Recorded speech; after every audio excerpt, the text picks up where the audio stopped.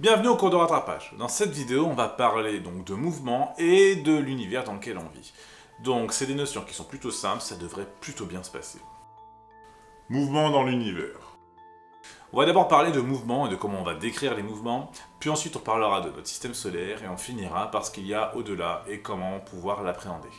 Description de mouvement.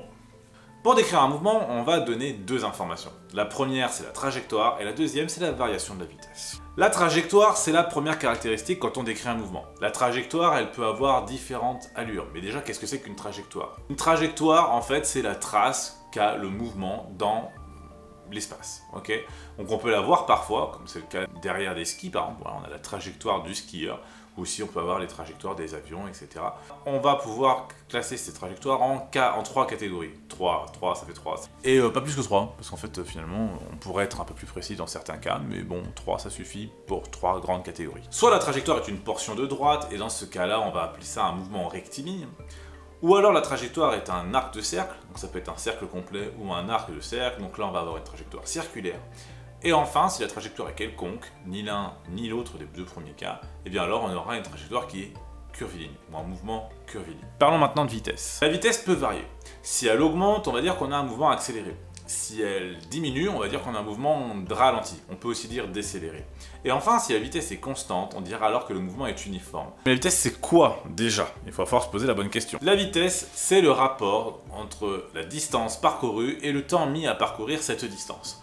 Autrement dit, V est égal à D sur T. La vitesse n'a pas réellement d'unité à proprement parler, puisqu'elle peut être composée de différentes unités de distance et de temps.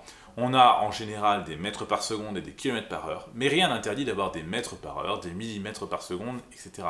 Tout est possible, tant que c'est un rapport d'une distance par un temps. Et pour passer des mètres par seconde au kilomètre par heure, il faut se souvenir que dans 1 km, il y a 1000 mètres, et dans 1 heure, il y a 3600 secondes. Et si on fait le bon rapport, on se rend compte que pour passer des mètres par seconde au kilomètre par heure, il suffit de multiplier par 3,6. Tandis que pour aller dans l'autre sens, des kilomètres par heure au mètre par seconde, on divise par 3,6. Ce qu'il faut savoir faire à ce niveau-là, c'est assez simple. Ça va être de décrire un mouvement, de dire quelle est sa trajectoire et sa variation de vitesse, si c'est possible, de calculer une vitesse et, dans l'idéal, de convertir des mètres par seconde en kilomètres par heure. Ou l'inverse. Passons au système solaire. Mouvement dans le système solaire.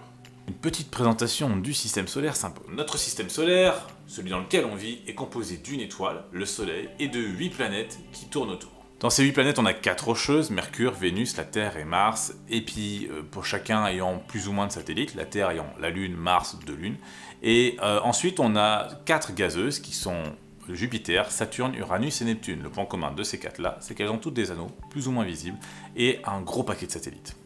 Mais on trouve aussi plusieurs milliers de corps de moindre importance, ou du moins plus petits. Et là-dedans, c'est le bazar. On a par exemple des planètes naines, comme Pluton, qui autrefois était une planète, donc on a Pluton, on a Eris et Cérès, qui sont des planètes naines parmi d'autres, on a aussi des objets transneptuniens, on a des astéroïdes, des comètes, des poussières, et plein de choses.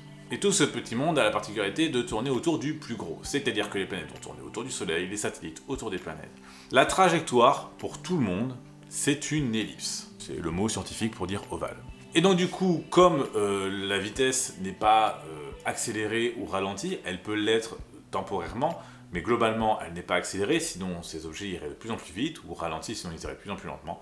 On dira donc qu'on a un mouvement elliptique uniforme pour la plupart des astres du système solaire. Au-delà du système solaire. Notre Soleil, même s'il nous paraît impressionnant, n'est qu'une étoile parmi des milliards de milliards que compose notre galaxie, qui s'appelle la Voie lactée. Et notre galaxie n'est qu'une galaxie parmi des milliards qui composent l'univers. Et ouais, ça paraît dingue. Et d'ailleurs, la galaxie la plus proche de la nôtre, c'est Andromède. Le souci, c'est que l'espace, l'univers, est très vaste, voire très vaste.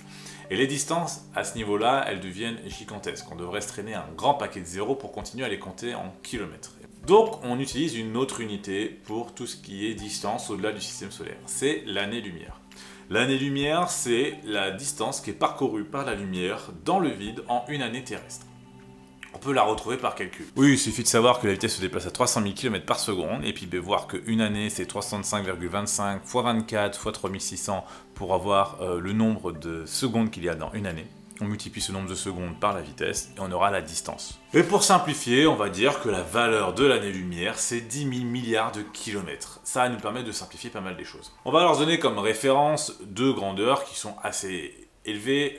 Notre galaxie fait en largeur à peu près 100 000 années-lumière, et la galaxie la plus proche, Andromède, se trouve elle à 2 millions d'années-lumière. Ça commence à faire, ce qui veut dire que la galaxie d'Andromède, on la voit telle qu'elle était il y a 2 millions d'années. Donc voilà, c'est fini pour ce cours de rattrapage. Vous pouvez laisser des commentaires, vous pouvez vous abonner par là, vous pouvez regarder la playlist du collège par ici, vous pouvez regarder les vidéos de première, de seconde, il y en a quelques-unes qui concernent un peu ce sujet-là. Je vous laisse avec une anecdote assez sympa pour se rendre compte des distances, même si dans notre système solaire elles sont relativement petites. Nous, on a une certaine distance du Soleil, puisqu'on est à 150 millions de kilomètres du Soleil. Ça correspond à un temps de 8 minutes et 20 secondes pour la lumière. Si notre Soleil s'éteignait maintenant, on mettrait 8 minutes et 20 secondes avant de s'en rendre compte.